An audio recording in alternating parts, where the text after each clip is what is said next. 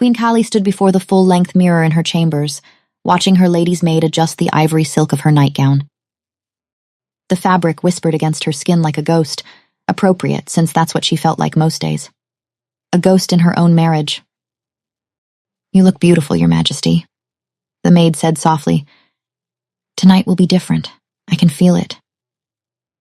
Kali's reflection stared back at her with eyes that had learned not to hope over the last 7 years. 7 years of walking to her husband's chambers once a month, with her heart fluttering like a caged bird, only to return at dawn with that same heart a little more bruised. "Yes, perhaps it will," she murmured, forcing a smile on her face. What else could she say? That she'd stopped believing in different somewhere around the 3rd year of her marriage. The door burst open and her sister Mira swept in carrying a small vial of amber liquid. Where Kali had inherited their mother's golden hair and quiet composure, Mira was all fire, dark curls, flashing eyes, and opinions she never bothered to contain. "I brought you something," she said. "It's a fertility tonic, old magic from the southern covens, guaranteed to—" "Mira," Kali sighed, "I don't need—" "You've been trying for 7 years, Kali. 7 years." Mira's eyes shone with fierce protectiveness. "The court whispers. They say you're—" "I know what they say," Kali interrupted firmly. She'd heard it in corridors, seen it in pitying glances, felt it in the way conversation died when she entered rooms where noble ladies gathered with their children. They called her the Barren Queen. And why wouldn't they? After 7 years, she hadn't yet given the kingdom an heir. She watched those other women, the way they cradled their babies, the casual ease with which they adjusted a blanket or soothed a cry. Such simple gestures that looked like magic to her, an impossible, forbidden gift. "Then let me help you prove them wrong." Mira squeezed her hand. "Please. You'd be such a wonderful mother, Kali. I see how you are with the children in the village." "Stop." The word came out sharper than intended. Kali softened her voice. "Thank you, but—" No amount of fertility magic could fix a marriage that had never been consummated.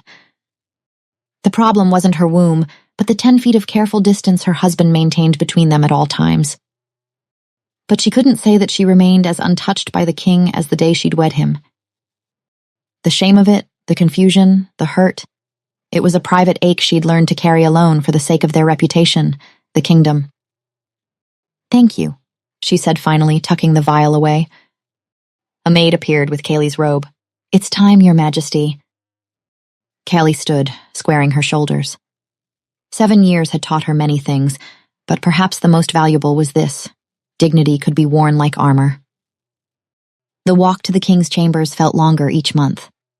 Through the portrait gallery, past down the corridor where moonlight spilled through tall windows, and the worst of all, past a nursery that remained cruelly empty.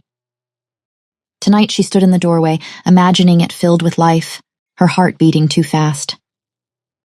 For what if tonight was different? What if her husband was waiting? What if he looked at her, reached for her?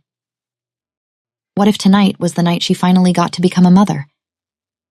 She crushed the thought before it could take root. She'd been 19 when they'd married, terrified and foolish enough to hope. When Jareth had taken her hand during the ceremony, for one breathless moment, she'd felt a pull, a recognition, something that whispered mate. Then he'd released her hand and escorted her to her chambers. "Our marriage serves its purpose," he'd said, voice cold. "The alliance is secured. That is enough." But it wasn't enough. Not for the kingdom that needed an heir, not for the wedding contract that stipulated they'd try. Not for her heart, which had somehow decided to want impossible things, a husband who looked at her like she mattered, and a child to love with every piece of herself. And so as per the marriage agreement, once a month, she would come to his chambers, so they would try. Except they never did. Kali reached the king's chambers and paused, her palm pressed flat against the heavy oak door. Behind this door lay her husband, and the thought had her wolf stirring beneath her skin, whining softly. Tonight would be no different, she knew that, and yet something close to hope beat its wings dangerously against her ribs. Not hope for his love, she'd buried that dream long ago. But hope for a child? That she couldn't let go of. Kali opened the door. The king's chambers were dark except for dying embers in the fireplace. Heavy curtains blocked the moonlight, casting everything in shades of shadow. "Your Majesty?" Her voice came out softer than intended, almost tentative. Silence. But not the heavy silence of emptiness. Someone was here. She could feel it, an awareness that prickled along her skin whenever Jareth was near. Her bare feet whispered across thick carpets as she moved deeper into the room. She could make out the massive four-poster bed against the far wall, its curtains drawn. With each step, her wolf stirred as her husband's scent wrapped around her like a physical touch. Wild and clean and utterly male, filling her lungs until she felt lightheaded. Her wolf whined, a sound of longing that made her chest ache. She shouldn't want him. 7 years of rejection should have killed whatever foolish thing lived in her chest. But gods help her. Her pace quickened despite herself. Maybe tonight, maybe this time. Her hands trembled as she reached the bed. She could hear breathing now, deep, even. "Please," she thought, "please just let this work. I don't need you to love me, I just need—" Callie drew back the curtain, hope and dread warring in her throat. Jareth lay on his back, chest rising and falling in the deep rhythm of sleep. Moonlight filtering through a gap in the curtains painted him in silver and shadow. The hard planes of his face, the dark sweep of his lashes, the strong column of his throat. Even deep in sleep, he looked like a king, powerful, untouchable, hers in name only. "Jareth?" She spoke louder this time, leaning over him. Nothing, not even a flutter of his eyelids. Callie swallowed against the hurt rising in her throat. Maybe he was simply exhausted? But then her foot struck something on the floor. She looked down and saw a small glass vial lying on its side by the bed, empty. Callie frowned and bent slowly, bringing it to her nose. Then she froze. She stared at the empty vial, then at her husband's too still form. Understanding crashed over her. This was a sleeping draft. He'd drugged himself. Her husband had drugged himself rather than be awake when she arrived. "Why?" The word escaped before she could stop it. Callie gripped his shoulder and shook, hard, harder than she'd ever dared touch him. "Jareth, wake up." His head lolled slightly, but his eyes remained closed. Whatever he'd taken, it had pulled him deep under. "How dare you?" she whispered, her voice shaking. I'm your wife, and you drug yourself unconscious rather than—" Her voice broke as she stared at his sleeping face. "I don't need your love," she said, softer now. "I know what this marriage is. I know its duty, alliance, nothing more. Most queens don't get even what I have. You listen to my counsel, you let me rule beside you, you're never cruel. I can live with distance. I can live with separate chambers and formal addresses and you looking through me like I'm made of glass." Her hand tightened on the vial. "But a child, Jareth, just give me a child." Her voice cracked.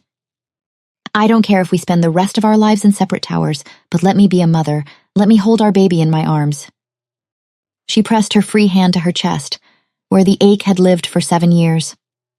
But he couldn't hear her. He'd made sure of that. Callie sank onto the edge of the bed. Why go to such extremes? If he truly found her so unbearable, why not simply refuse outright? Was simply knowing she was there really so unpleasant? A single tear slipped down her cheek. She let herself have that one moment of weakness. Then she wiped it away. Callie set the vial on the bedside table and climbed into the bed. Protocol required she spend the night. Servants would notice if she returned to her chambers too quickly, and the court gossips would have fresh ammunition. So she would do what she always did. She would lie beside her husband. She would play her part. The mattress dipped under her weight, and for one heart-stopping second, Jareth shifted, his unconscious body rolling slightly in her direction. She couldn't stop herself from looking at him. The harsh angles of his face softened in sleep, the vulnerable curve of his mouth. His hand moved. Slowly, as if pulled by instinct deeper than thought, his fingers stretched across the sheets. Callie's breath caught as his palm found her hand, his fingers curling around hers, warm, calloused, real. Her heart lurched so violently it hurt. This small thing, his hand around hers, shouldn't mean everything. It shouldn't make her want to weep with relief and joy. And yet it did. This was what she'd been reduced to. A queen so starved for her husband's touch that his unconscious hand finding hers in the dark felt like a gift. It wasn't one. Callie pulled her hand free and turned away, curling on her side. Her husband was never cruel, never dismissive. He was just fair, protective of their people. He consulted her on matters of state, valued her input. He simply didn't want her as a wife. And she'd made peace with that, truly. She could live without his love. She'd learned how. But living without a child? Her hand drifted to her stomach, flat and empty as it had been for 7 years. She imagined, not for the first time, what it would feel like, the flutter of life growing inside her. Tiny fingers curling around hers with trust and need and love so simple it didn't require distance or careful protocols. Tomorrow she would wake and perform her duties with grace and dignity. But tonight she let herself mourn, not for the marriage she'd never have, but for the children she might never hold, for all that love trapped inside her with nowhere to go. And beside her, Jareth slept on, drugged into oblivion, his hand still reaching across the empty space where hers had been. Chapter 2. The ballroom glittered with candlelight and jewels, filled with music and laughter as Callie sat at the high table, spine straight, smile fixed. Below, her husband was twirling Princess Lorelei of the Western Isles through a waltz with effortless grace. Had been for the past 15 minutes, in fact. And while this was political courtesy, Jareth had never once asked his own wife to dance. Not just tonight, ever. He would dance with visiting dignitaries, with noblewomen whose favor mattered politically. But never with Callie. So while she watched them turn and spin, her husband's hand at the princess's waist, something ugly twisted in her chest. "Isn't Princess Lorelei lovely?" someone whispered to her right. Callie's spine stiffened. "Well, she's certainly fertile," another voice responded. "Perhaps His Majesty is considering—" "After 7 years with no heir?" a duchess said. "Can you blame him?" Callie's fingers trembled, reaching for her wineglass. On the dance floor, Jareth bowed to Princess Lorelei, who curtsied with a dazzling smile. For a moment, Callie thought, hoped, he might return to the high table. His chair beside her had sat empty for an hour now. Instead, Lady Melisande appeared at his elbow and Jareth nodded with that same courteous distance. "Your Majesty," a voice said. A man bowed before her, tall, fair-haired, with warm brown eyes and a kind smile. "Ambassador Kieran," he supplied. "Of course." Callie forced brightness into her voice. "Forgive me, it's been a busy evening." "No forgiveness necessary." His eyes held genuine warmth. "I've been meaning to talk to Her Majesty about a certain point blocking the trade agreement between our kingdoms." Callie nodded. There had been contentions with the signing of the treaty between their and the ambassador's kingdom. "Do tell," she encouraged. The ambassador's head bowed, ever polite. "I wonder," he said, "if Your Majesty might honor me with a dance while we discuss it." He glanced toward the floor where Jareth was spinning Lady Melisande through another turn. "It seems a crime that you should sit alone while the festivities continues." Heat flushed Callie's cheeks. He was offering her an escape, she realized. A way to show the court that even if her husband wouldn't dance with her, someone did. She hesitated, aware of how it might look. But what did it matter? People were already talking. "All right, lead the way," she said. Kieran's smile widened. She was aware of eyes following them as he led her to the dance floor.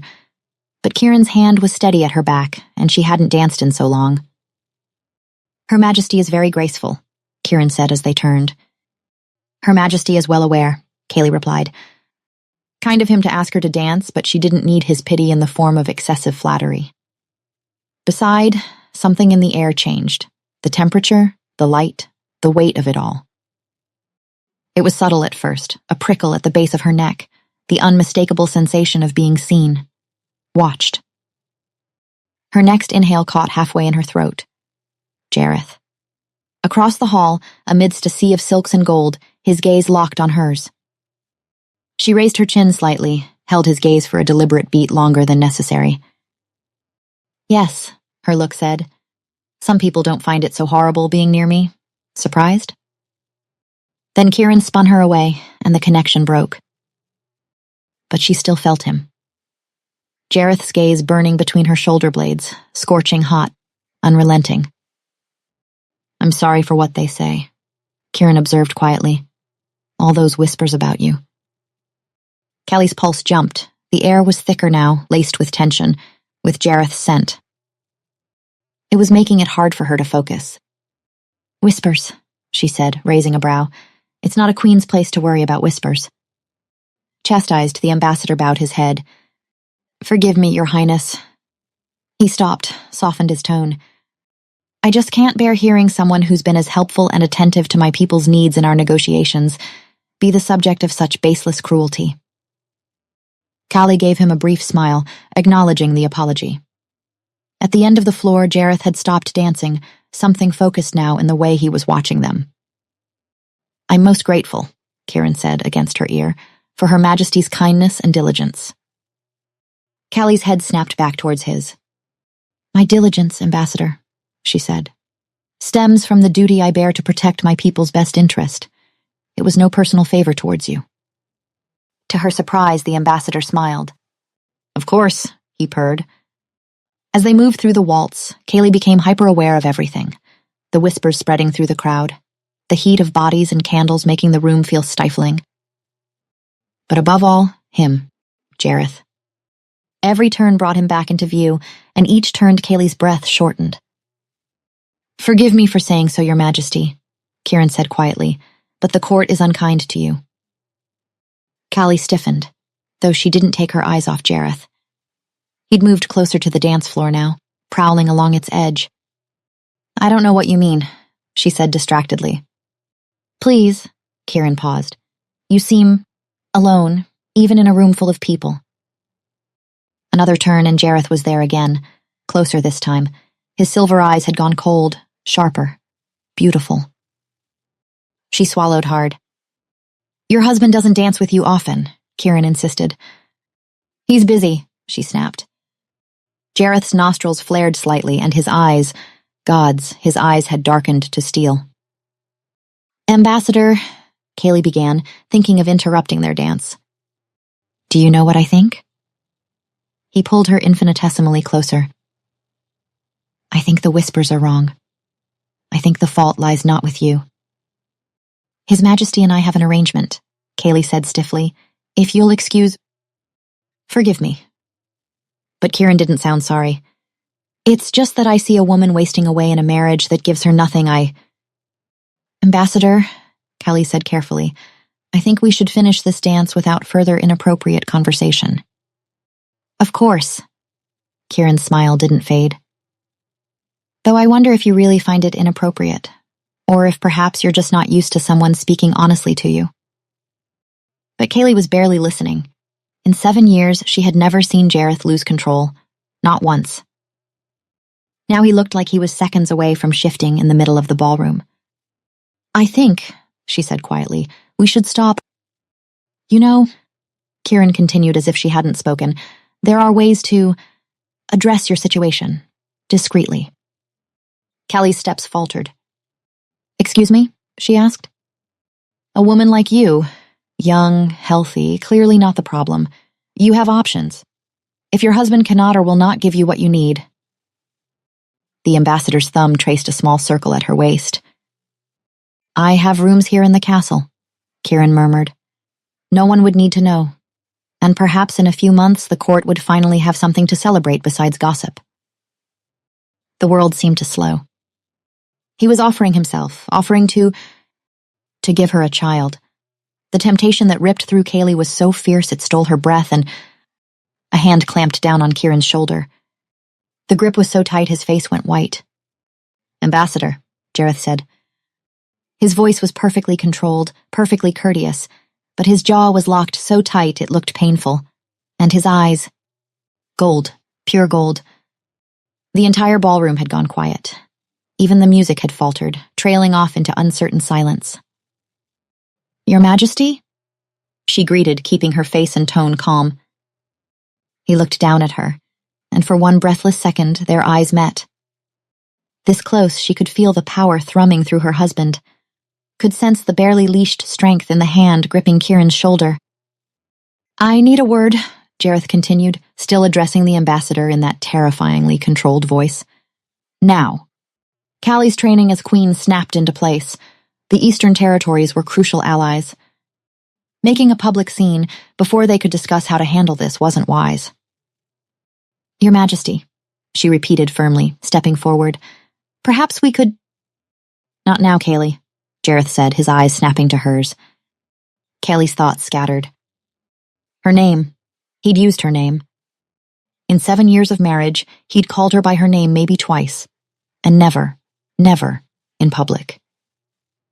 She stared at him, at this man who was her husband but looked like a stranger. This wasn't the cold, controlled king she knew. His gaze raked over her, possessive, hungry, wild, and for one impossible moment, the rest of the ballroom ceased to exist. There was only him, looking at her like she belonged to him. The intensity of it stole her breath. "Your Majesty," Kieran protested, as Jareth began leading him towards the door. "Please, I meant no disrespect. I said move." People were staring now. The music faltered. Conversation died in ripples spreading outward from where Callie stood alone in the middle of the dance floor. Then, as soon as they disappeared from view, the whispers started. And Callie stood perfectly still, heart racing, skin flushed, unable to process what had just happened. Chapter 3. Kali's chambers had never felt smaller.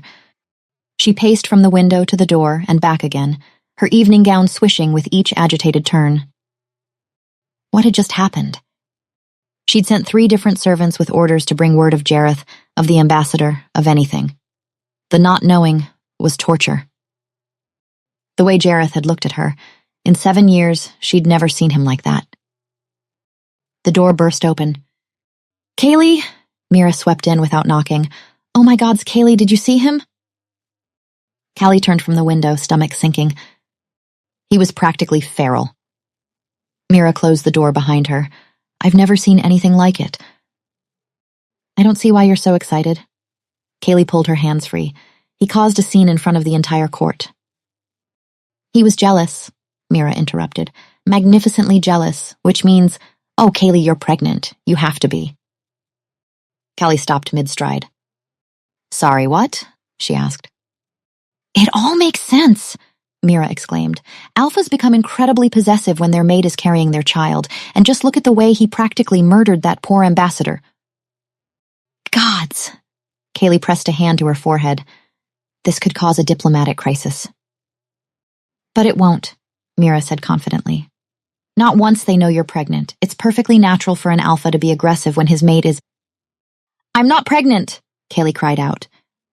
"Of course you are," Mira insisted. "Sister," Callie's voice was flat, exhausted. "I know I'm not, because Jareth and I never spent the night together." Mira stared at her, confused. "What do you mean? I saw you leave your rooms." "I was there," Callie said quietly, "but nothing happened." Mira frowned.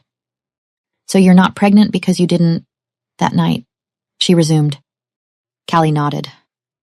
"But you have before, right?" Mira's eyes searched her face. "I mean, not this time, but in the past 7 years." Callie looked away. "Callie?" Mira's voice had gone very careful.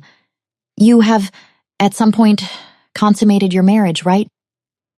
"No," Callie said. "Never." Mira's mouth opened, closed, opened again. "But that's impossible," she protested. "You've been married for 7 years, I'm aware," Callie snapped. "We're supposed to be trying, but trying requires 2 willing participants." Mira sank onto the edge of Callie's bed. "Callie, this is— do you understand how dangerous this is? For you, for our family? The marriage could be declared invalid." Mira was quiet for a long moment, processing. "But why?" She stood, beginning to pace. "Even if he doesn't particularly like you, I can't believe the king would be so disgusted that he couldn't fulfill his obligations." "An heir isn't just about desire, it's about duty," she continued. And Jareth is nothing if not dutiful. He needs an heir as much as you do. She turned to face Kaylee. There has to be a reason he's... A sharp knock at the door made them both jump right as it flew open. Jareth filled the doorway. He looked wrong. His jacket was gone, his shirt partially unlaced, and his chest heaved with harsh breaths. Kelly watched him step into the room, his movements prowling, not the careful, measured steps she watched for 7 years. This was a hunter, a wolf. Out, he said lowly. Mira's eyes went wide. She glanced at Kaylee. I said out, Jareth growled, making her flinch. Mira, it's fine, Kaylee managed. Go. Jareth's gaze fixed on Kaylee with an intensity that made her skin prickle. She lifted her chin, forcing herself to meet those burning eyes. What happened earlier? She asked. I hope you came to explain yourself. Jareth didn't answer, just kept staring at her, nostrils flaring slightly, scenting. What's wrong? She asked. You're not acting like yourself. Like myself? His laugh was harsh and took another step forward. Yes, she said, holding her ground. You assaulted a foreign ambassador in the middle of a state function. This isn't like you, Jareth. You're... His scent hit her then, and she paused. It was wild, mixed with something that made her wolf whine low in her chest. Do you have any idea what you've done? Her voice was too breathless. The Eastern Territories could take this as an act of aggression. What I've done? Jareth snapped, affronted. He was close enough now that she had to tilt her head back to maintain eye contact. He was propositioning you. He accused, deadly quiet. I heard him, every word he whispered in your ear. Kaylee's breath caught. So what if he was? She forced the words out. I can handle inappropriate advances. Handle it? Jareth sneered. The words came out on a growl, and suddenly he was closing the distance in 2 powerful strides that had her stumbling backward against the stone wall. I've handled it before, she said. I don't need you to suddenly decide to... His hand slammed against the wall beside her head, and she growled in protest, her wolf responding with aggression. You're saying there's been other... He stopped, jaw working. When he spoke again, his voice was strained. How many? He asked. It doesn't matter, she snapped. Ladies proposition you all the time. I've seen them. That woman at the winter solstice ball practically... I've never been unfaithful, Jareth exclaimed. The words cut through her tirade like a knife. His words, and the wounded look he sent her. Not once, he continued, voice rough. I made vows to you, Kaylee. I've honored them. The fight drained out of her at that, because it was true. She'd watched him for 7 years, watched women throw themselves at him, and he'd always been distant. Just like he was with her. I know, she said, softer now. I know you haven't. Something in his expression cracked. He was hurt, she realized. Then why? He asked. Why were you considering his offer? I wasn't... She stopped because that was a lie. For one desperate moment, she had been. I don't care about that man, she swore. I don't want him. I want a baby. I want to be a mother. That's all I've ever wanted, and I... Kali, Jareth attempted. You have to understand, she cried out. Every month I walk past that empty nursery. Every month I hope that maybe this time you'll... She choked on the words. But you never do. You're never even awake. Silence. Silence during which she kept her eyes down, unable to look at him. I warned you, she heard him say. His voice was barely a whisper. Before we married, I told you I would never claim you, never touch you, that this would be a marriage on paper only. You agreed. I was 19, Kaylee cried. My kingdom needed this alliance. I didn't have a choice, but I never... She swallowed. I thought that maybe you'd change your mind, she confessed. I didn't know what it would feel like, to watch you from afar, to want you and know you. I'm trying to protect you, Jareth cried, the words exploding out of him. You don't understand, Kaylee, if I touch you. He stopped, breathing hard. One day, he said finally, roughly, soon, I promise you, soon you'll have your child. Her breath caught. Surely she hadn't heard right. What? She asked, grabbing onto his arm. Soon, he repeated, just not yet. Hope, dangerous, painful hope, bloomed in her chest. Do you mean it?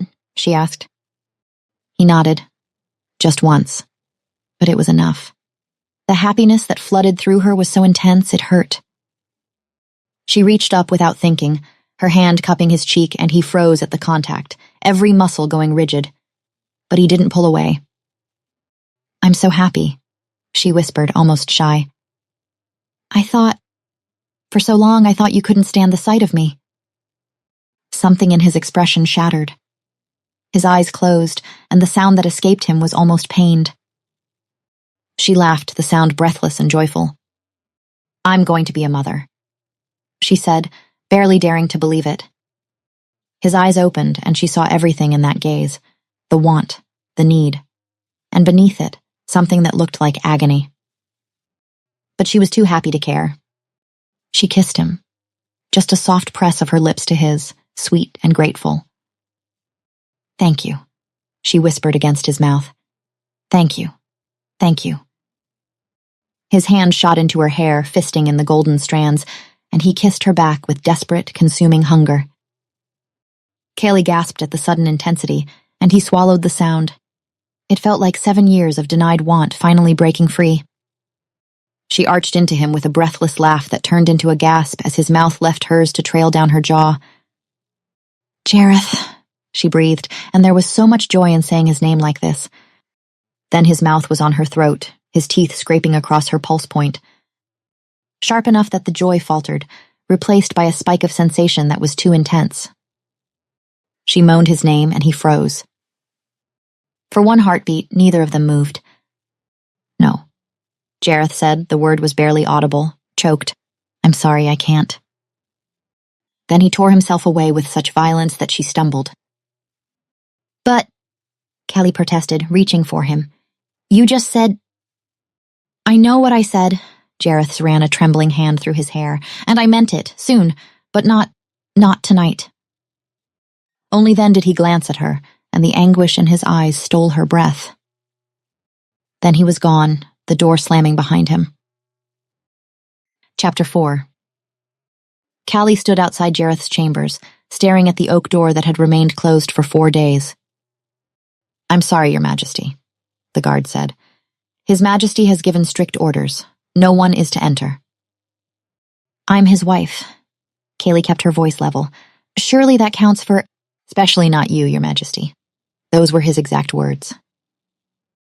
The words stung. After that night in her chambers, after he'd kissed her, promised her a child, looked at her like she was everything, he'd vanished. Is he ill? She asked. Has a healer seen him? Callie's stomach clenched. Alpha shifters didn't get sick. Their constitutions were too strong. The king is not himself, was all the guard said. Perhaps speak with your sister. She's been consulting with the healers. Dread pooled in Kaylee's stomach as she hurried toward Mira's chambers. She found her sister surrounded by vials and herbs, expression troubled. Mira, tell me what's happening. No one will let me see my husband. Mira set down her pestle. He's been taking suppressants. Excuse me? Kali blinked. Suppressants, to turn off the edge, the instinct. I know what suppressants are. Kali's mind raced. They were used to dampen a wolf's primal urges, but Jareth had always been in perfect control. He's been taking them for a while, Mira said quietly. A long while, apparently, and in significant quantities. How long? The head healer said he's been requesting them regularly for years. And you didn't tell me? Kaylee's voice rose. I only just found out. The healers came to me because they were desperate. Anger flared in Kaylee's chest. How much has he taken? This can't be healthy. I know. That's why I made him something stronger. A dose that should actually work. Mira pressed a small vial into her hands. The problem is, no one can get close enough to give it to him. He's barely verbal. Aggressive. Callie stared at the pale blue liquid. Then how? You. You're his wife. His wolf will recognize you. 4 days of him suffering, refusing help because he was too proud or too stubborn. I'll do it, she said. The guards moved aside as Kaylee approached Jareth's chambers again. "I'm acting on the healer's orders," Kali announced. "Open the door." The first thing that Kali noticed was the heat, the kind that steals air from your lungs and leaves your skin tingling. The second thing was Jareth's scent. It wrapped around her like a pelt and a shroud until her wolf stirred and pressed forward. Her mouth went dry as she stepped forward in the darkness. Jareth stood at the window with his back to her, shirtless, gleaming with sweat. He looked carved from heat and held together by will alone, and the sight of his bare back, the breadth of him, tugged at something in her. "Your Majesty," she murmured. A growl came out of him like thunder trapped in stone. Warning, threat, leave. The word wasn't spoken, but she felt it. The hair at her nape lifted. Still, she clenched her fists and stood her ground. "Jareth," she insisted. His head tipped, not enough to see her, enough to sense her. She watched the flare of his nostrils, the minute shift of muscle along his spine. "I brought medicine," she said, "from the healers." She took one step, and then his head snapped, tracking her with a predator's precision, the gold of his gaze a low fire banked behind the silver gone to ash. That look landed on her body like touch. She felt it all the way down her spine. "Please," she said, "let me help." Silence stretched, taut, humming. He looked wild, he looked hurt. He looked like a man standing between himself and disaster with nothing but his teeth. But when his gaze locked with hers, something human flared within the gold. Recognition, yes, but worse or maybe better. Need. Her lips parted. She drew him in on the inhale and felt the ache answer. "I'm not afraid of you," she said. "I know you won't hurt me." A laugh snagged and broke on his tongue. His head thunked back against stone, a surrender that would have been arrogance in any other man. On him, it was control, the raw, harder kind. When he swallowed, she watched his Adam's apple jump like a heartbeat, and small tremor ran through her knees. She steadied herself with a breath that tasted of him. "Come on," she told him. "Let me help, please." She lifted the vial. His eyes fixed on it, then on her mouth, then back, hunger simple and humiliatingly human, thirsty, burning, suffering. Her own hunger answered with a soft clench low in her belly. "Water first," she told him, voice low, practical. She reached for a pitcher, miraculously left standing, poured with shaking hands. "Drink," she said.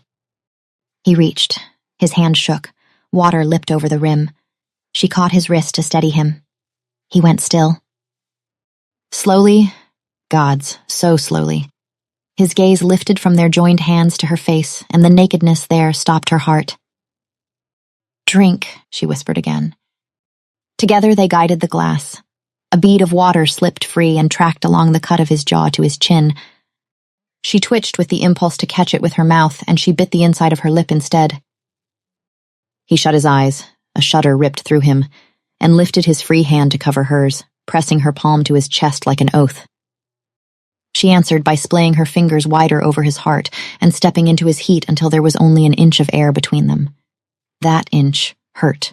She wanted it gone. "The medicine," she managed. She had to let go to uncork the vial.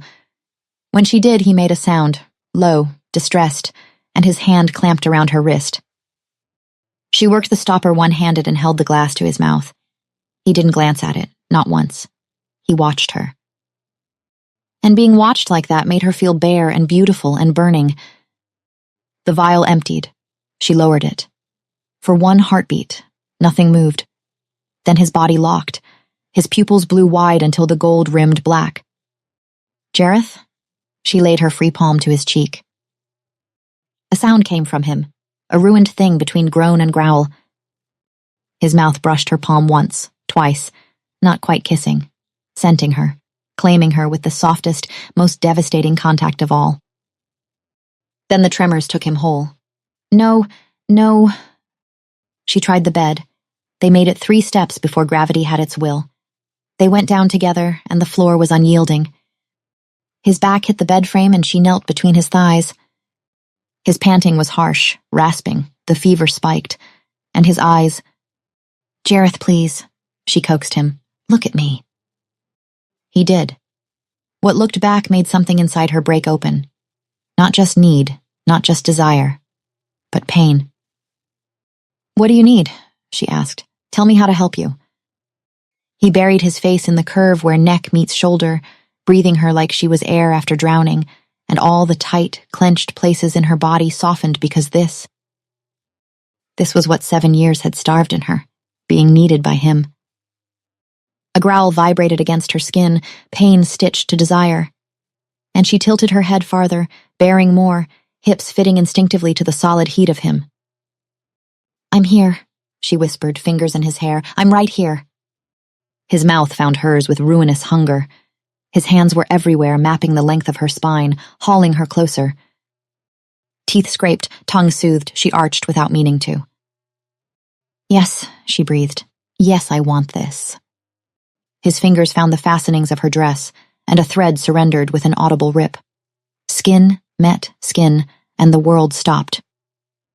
He stilled with his forehead against hers, trembling with restraint, and she trembled too, not with fear, with wanting.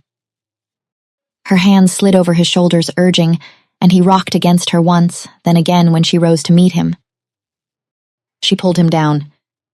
The sound that tore out of him was relief turned animal, and she answered with a soft, shocked sound of her own. After that, there were no seams between moments, only heat and homecoming. She felt his wolf surge forward, his mouth dragging down her throat, teeth testing her skin. "Please," she said. The bite landed clean and perfect. Emotion flooded her, not hers, his, need, yes, and fierce love. The 7 years of hunger, the self-denial, and beneath it, this is goodbye. "You're not going to lose me," she gasped. "I'll always be yours." She claimed him back, her teeth in his shoulder, sealing promise with flesh. The bond locked between them, unbreakable. His emotions, love, relief, gratitude, nearly undid her.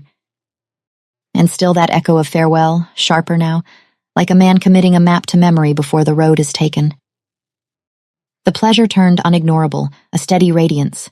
When it broke, it did so like sunlight through storm. She believed it would be enough. She had to. Chapter 5. Callie woke to warmth and Jareth's steady heartbeat beneath her cheek. For one perfect moment, she let herself exist in this, his solid presence, the contentment radiating through their bond. Then his breathing changed. She felt the moment awareness return to him, felt confusion ripple through the bond. She lifted her head to find him staring at the ceiling, stunned. "Jareth?" Her voice came out uncertain. His gaze dropped to where they were tangled together, the evidence of what they'd done written in marks on her throat. He swallowed hard. "We're bonded." It wasn't a question. It was shock. The emotion hit her through their connection, feeling terrifyingly like regret. "Yes." She tried to keep her voice steady. "I'm really happy to finally be your mate." Jareth flinched. The smile died on her lips. Through the bond, guilt crashed over her in waves. "I'm sorry," Jareth said, pulling away and sitting up. She sat up too, clutching the sheet to her chest. "You're sorry?" Her voice came out small. "I wasn't in my right mind," he explained. "Stop," Kaylee whispered. "You were perfect. I wanted this." Something in his expression cracked. "Do you regret it?" she asked. His eyes met hers. "No," Jareth swore. "I could never regret you." He grabbed her hand, sincerity flowing through their bond. "Then what?" she wanted to scream. But before she could ask, he was kissing her, soft, desperate. Then he pulled away abruptly. "I have council meetings," Jareth said, climbing out of bed. "Things I've neglected." "You're leaving?" Kaylee asked, disbelieving. "I have duties," he replied, not meeting her eyes.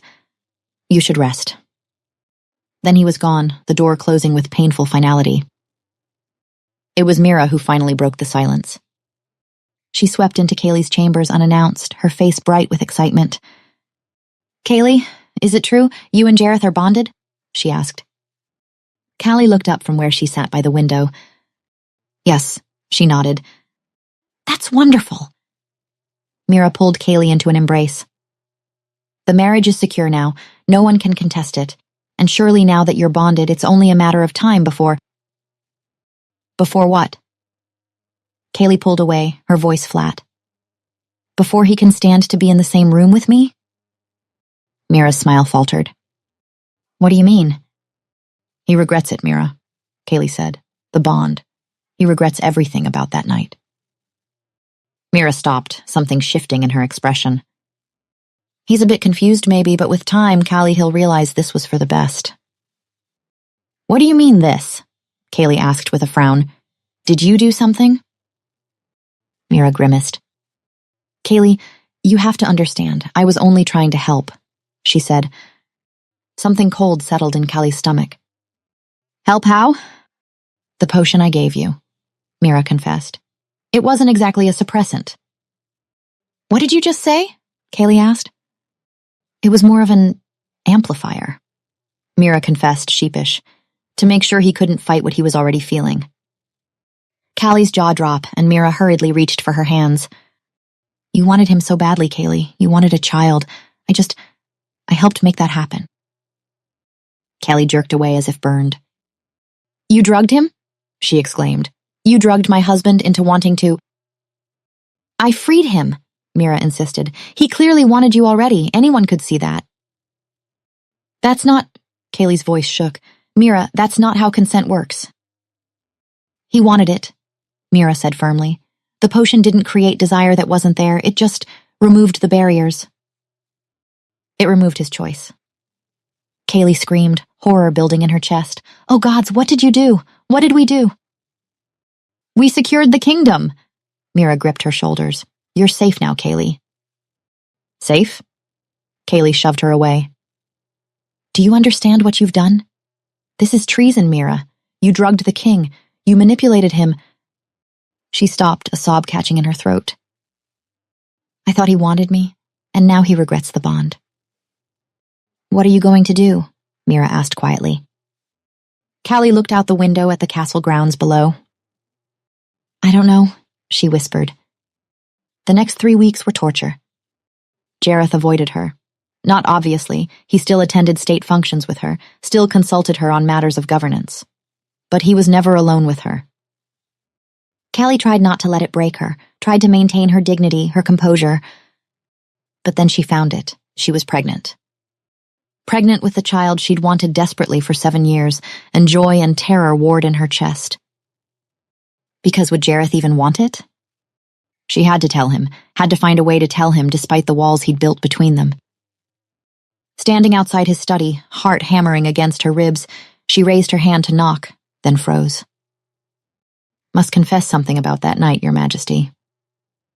That was the head healer's voice. Kaylee's hand dropped. What is it? Jareth replied. The potion Lady Mira provided. A pause. It wasn't a suppressant. Silence, long and terrible. What? Jareth's voice had gone very quiet. It was the opposite. An amplifier. It would have intensified your instincts rather than suppressing them. I'm so sorry, Your Majesty. We didn't know. A drug. Jareth's voice was hollow, stunned. But why? Most likely, Your Majesty. The healer hesitated. In hope of conceiving an heir? Callie's hand flew to her mouth. Through the bond, Jareth's emotion exploded. Shock and terror and something that felt like devastation. Your Majesty? The healer sounded concerned. Callie heard movement, pacing, the sound of something being knocked over. It's been a month, Jareth was rambling. Gods, what if Kaylee's already... Callie backed away from the door, heart pounding so hard she thought it might break through her ribs. Jareth knew. He knew what Mira had done, and he thought, he had to think, that Kaylee had been part of it. Callie turned and ran. She found Mira in her workroom, grinding herbs with methodical precision. Mira, Kaylee said. Jareth, he knows about the potion, about what you did. The pestle fell from Mira's hands, clattering against the table. We have to leave, Callie said. Now, before he finds us. Leave? Mira stared at her. Kaylee, you can't... He's your husband. He doesn't want me, Kaylee said. He doesn't want this baby. He'll be relieved if we disappear. He might spare us. Mira, I have to protect my child. They slipped out through the servant passages, Callie leading the way with the surety of someone who'd spent 7 years learning every corner of the castle. The stables were blessedly empty this time of day. Callie and Mira saddled 2 horses with trembling hands, working in silence. Your Majesty? Behind them, the castle grew smaller, the only home Callie had known for 7 years. Her hand moved to her stomach as they galloped down the forest road. Not a queen anymore, not a wife. Just a mother trying to protect her child from a father who didn't want them. Chapter 6. The cottage was small, remote enough that no one would think to look here, deep enough in the forest that their scent trails would be confused by deer and fox. It was also slowly killing her. Callie barely recognized the woman looking back, hollow cheeks, dark circles under her eyes. Her wolf clawed at her constantly, desperate, suffering, needing her mate with an urgency that bordered on madness. You need to eat. Mira set down a bowl of soup. Please, Callie. I'm fine, Callie protested. You're not. Mira's voice cracked. Bonding sickness is real. Newly mated wolves separated like this, it's potentially fatal.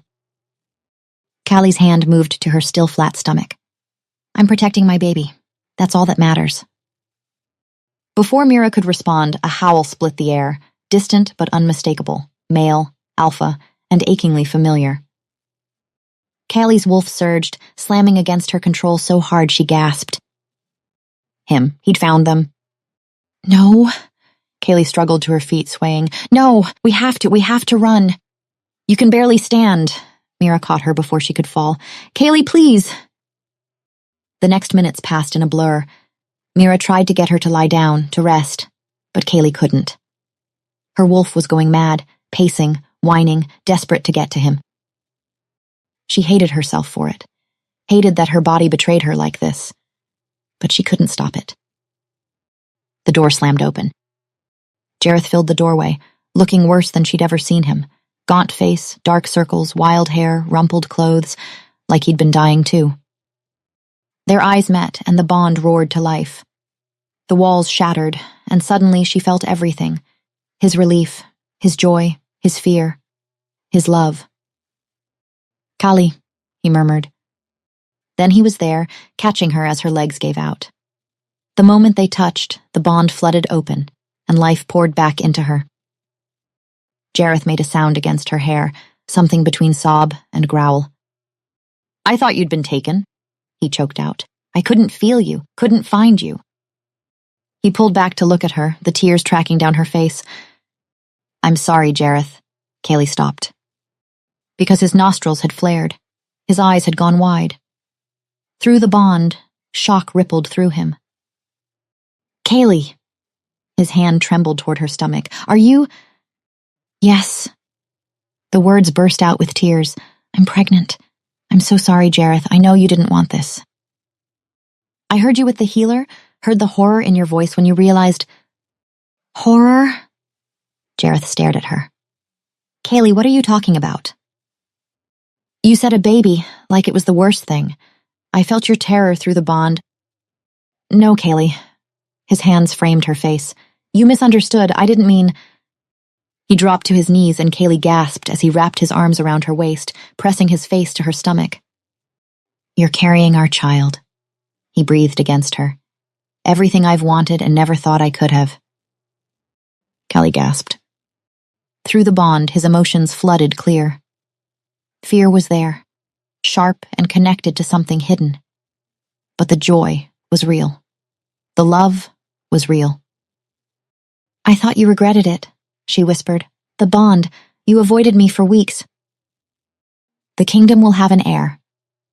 He stood slowly, his hands moving to cradle her face. You'll be a mother. I'll be a father. That's what matters. That's all that matters. Jareth, Callie bit her lip. About that night. About the potion you took, which Mira made. Jareth's expression shuddered slightly. I know about the potion, he said.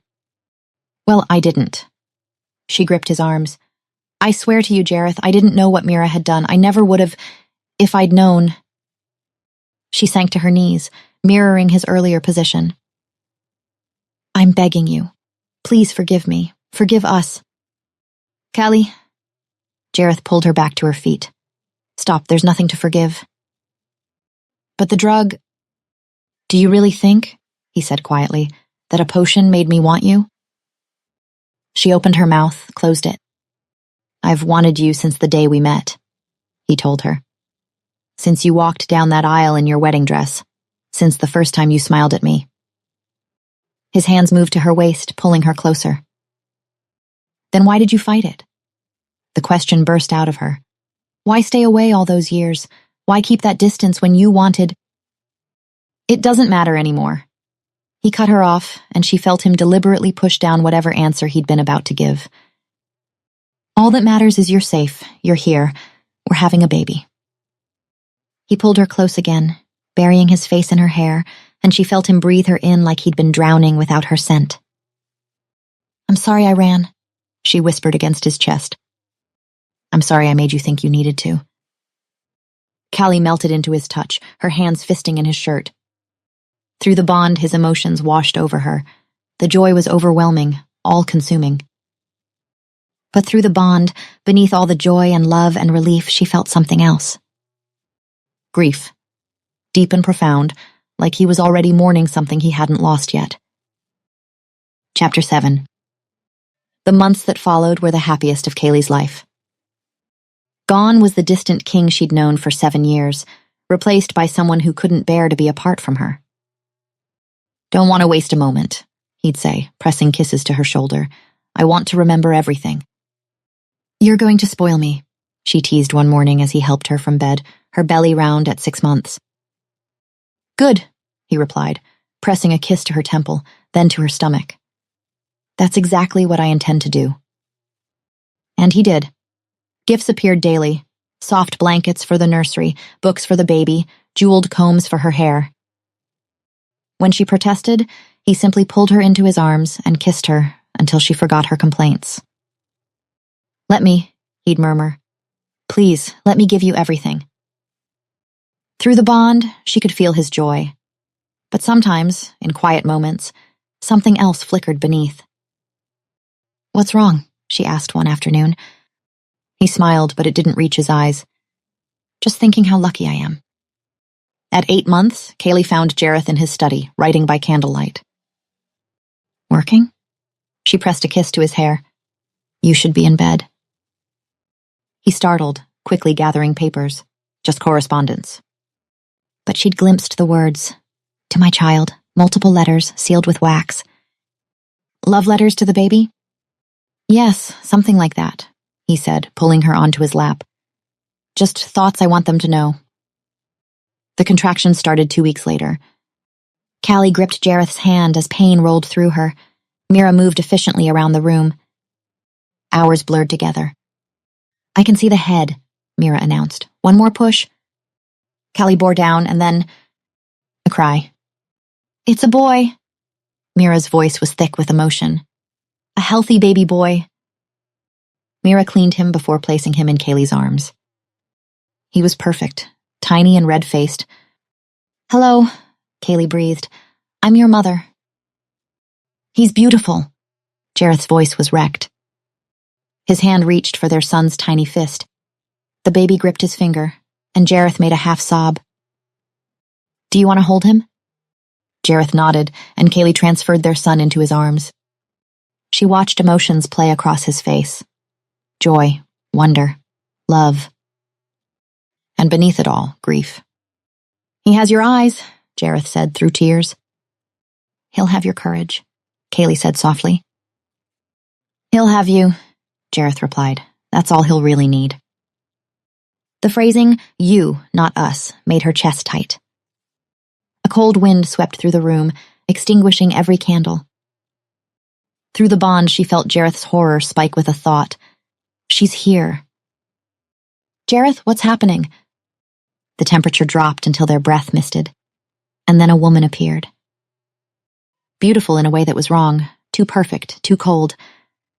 She smiled, and Kaylee's wolf whimpered in terror.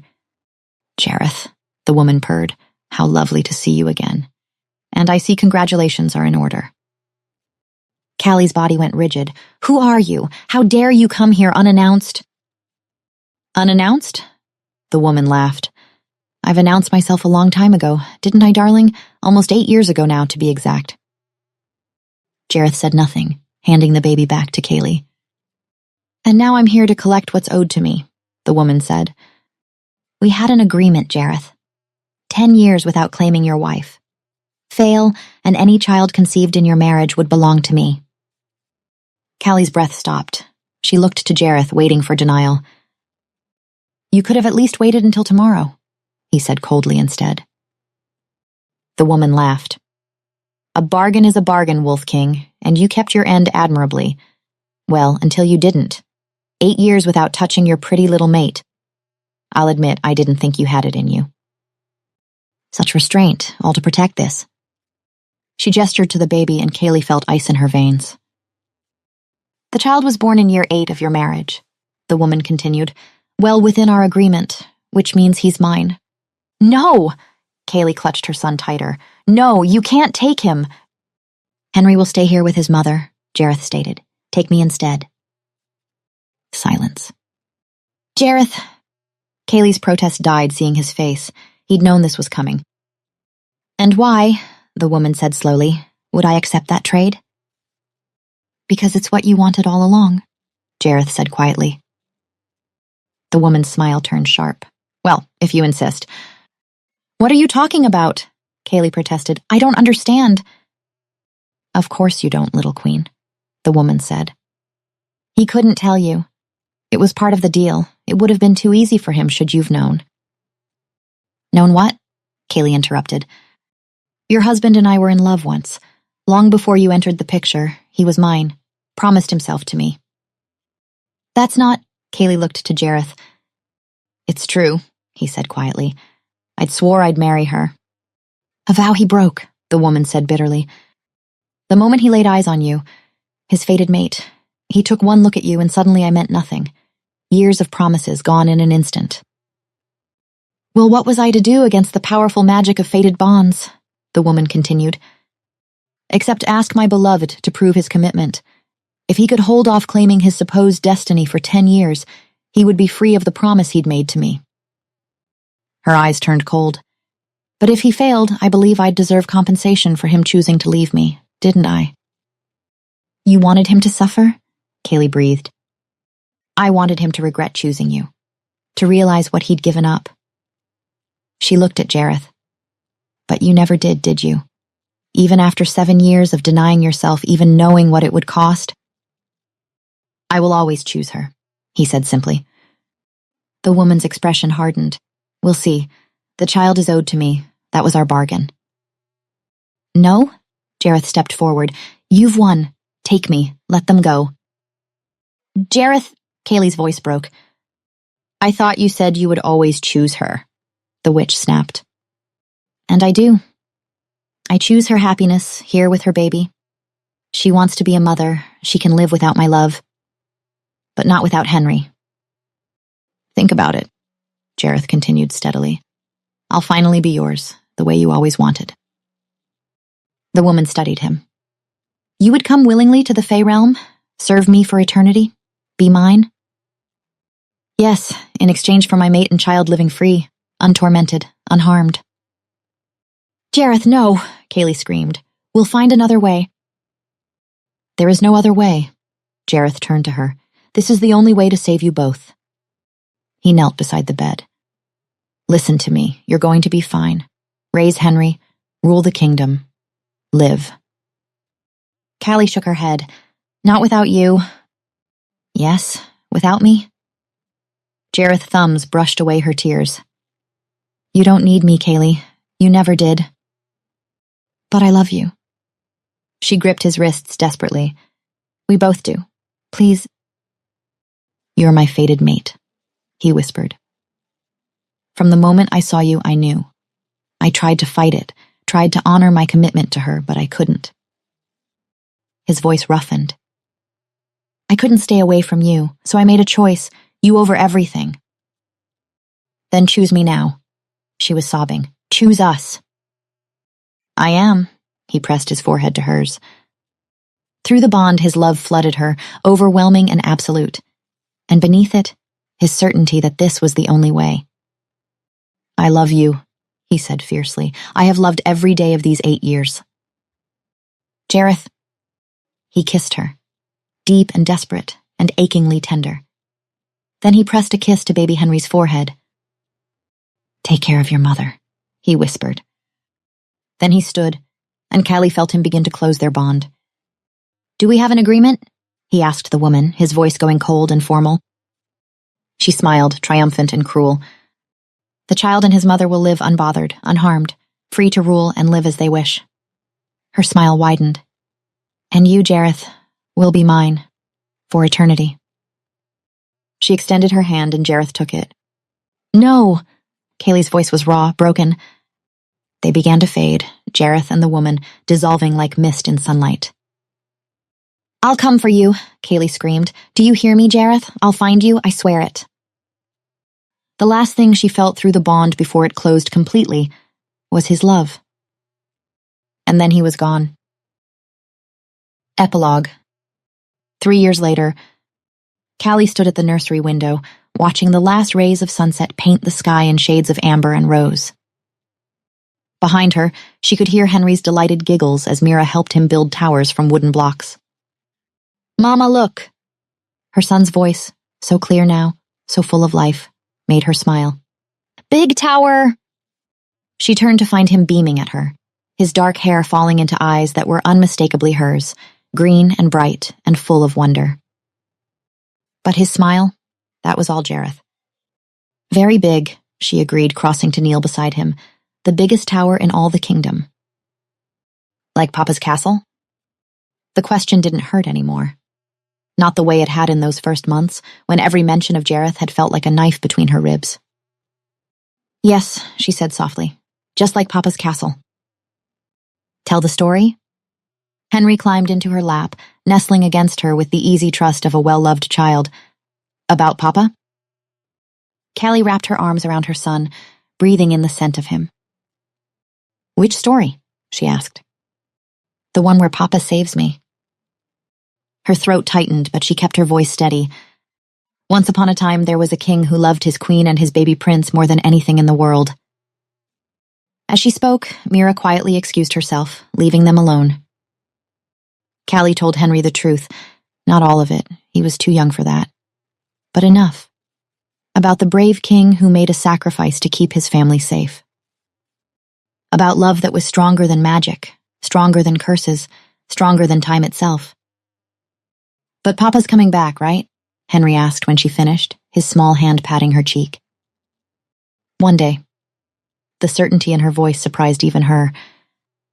When the time is right. Do you promise? Henry asked, hopeful. Callie kissed his forehead. I promise to never stop believing he will. It wasn't quite the same thing, but Henry seemed satisfied. He yawned, rubbing his eyes, and she carried him to his bed, the one Jareth had commissioned. As she tucked him in, Henry reached for the ring that hung on a chain around his neck, Jareth's father's ring, the one meant for him when he was older. He'd insisted on wearing it after she'd told him it was from Papa. Love you, Mama, he mumbled, already half asleep. I love you too, my brave boy. She stroked his hair until his breathing evened out, then sat for a long moment just watching him. This was what Jareth had given her. Not just a child, though Henry was more precious than any treasure, but this certainty, this peace, this knowledge that she had been loved, was loved, with a fierce, selfless devotion that had defined every choice Jareth made for 8 years. She'd spent 7 years thinking she was alone in her marriage, thinking she wasn't wanted, wasn't enough. How wrong she'd been. Every moment of distance had been love. Every time he'd walked away had been him protecting her. Every sacrifice had been for her and the child they'd create together. She understood now. Finally, completely, she understood. Rising, Kaylee crossed to the window. The moon was full tonight, bright and luminous. Somewhere, in some fey realm she couldn't reach, couldn't even imagine, Jareth could see this same moon. The bond between them was severed. She couldn't feel him anymore, couldn't sense his emotions or his presence. That connection was gone. But the love wasn't. Love didn't need a bond, didn't need proximity or magic or even words. It existed in the choices they'd made, the son who carried both of them in his smile and his spirit. "I'm doing well," she said softly to the night, to the man she couldn't reach but refused to stop talking to. "The kingdom is prospering. The harvest was good this year. You'd be proud." A breeze stirred the curtains, cool and gentle. "Henry is growing so fast. He has your courage, I think, and your stubbornness." She laughed quietly. "He asks about you every day, wants to know everything." Her hand moved to her chest, to the place where the bond used to live. "I'm not in a hurry," she continued. "I know you wouldn't want me to abandon Henry to chase across realms looking for you. So I'm waiting, raising our son, ruling our kingdom. Living the life you sacrificed everything to give me." Her voice dropped to a whisper. "But I haven't forgotten. I will never forget." The moon offered no response, but she didn't need one. She knew, with the same certainty she knew the sun would rise tomorrow, that somewhere Jareth was thinking of her too, wondering about their son, hoping they were happy. And they were. Despite everything, they were. Because he'd loved her enough to let her go, and she loved him enough to wait. Not in despair, not frozen in grief, but living fully, raising their son, ruling justly, all the things he'd believed she could do. And one day, when Henry was older, when the kingdom was secure, when the time was right, she would find him. She didn't know how yet, didn't know when, but she would. Until then, she would prove Jareth right about her. And when they finally stood face to face again, she would tell him what she'd learned in their years apart. That marriage wasn't just the vows or the bond or the moments of passion. It was choosing each other, again and again, even when separated by realms and curses and impossible distances. It was faith. It was patience. It was love that didn't give up. He'd spent 8 years choosing her from afar. Now she would do the same. "Wait for me," she whispered to the moon, to the wind, to the mate she couldn't feel but knew was listening somehow. "However long it takes, wait for me." Behind her, Henry stirred in his sleep, murmuring something that sounded like "Papa." Callie smiled, tears pricking her eyes, not sad tears, but grateful ones. She had everything she'd ever wanted. A child she adored, a kingdom she served well, the knowledge that she was loved beyond measure. And someday, when the stars aligned and fate allowed, she would have him too. She would have her husband again. She would find a way.